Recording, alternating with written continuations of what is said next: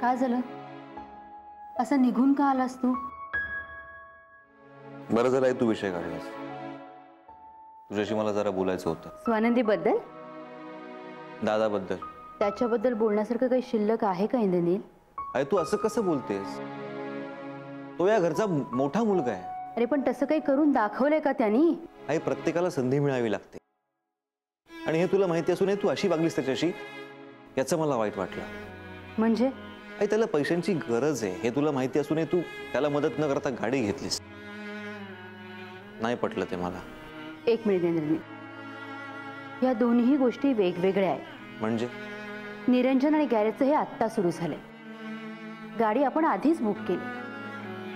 आणि दुसरं अतिशय महत्वाचं, आईने मुलाचा हात जर धरूनच ठेवला ना तर स्वतंत्रपणे चालण्याचा आत्मविश्वास कधीच येत नाही. अरे त्याच्यात आई, मी खरं तेच सांगते. अरे मुलगा आहे तो माझा, पण तुझ्यामध्ये जशी धडाडी आहे ना तशी नाही आहे त्यात. आई पण तुला स्वभाव माहिती आहे त्याचा. त्याला मनातल्या गोष्टी नाही बोलता येत, तो नाही सांगू शकत. आणि अशा वेळेस जर तू त्याला सपोर्ट नाही केलास तर तो डिप्रेशन मध्ये जाईल. आई, त्याला डिप्रेशन मध्ये जाऊ देईन का मी? म्हणजे? अरे मी त्याच्या बरोबर नाहीये असं मी त्याला फक्त भासवते. त्याचं भलं व्हावं म्हणूनच हात सोडलाय मी त्याचा. पण उद्या तसंच काही झालं ना तर मीच सांभाळून घेईन त्याला. पण इंद्रनील आधी त्याला प्रयत्न तर करू दे ना.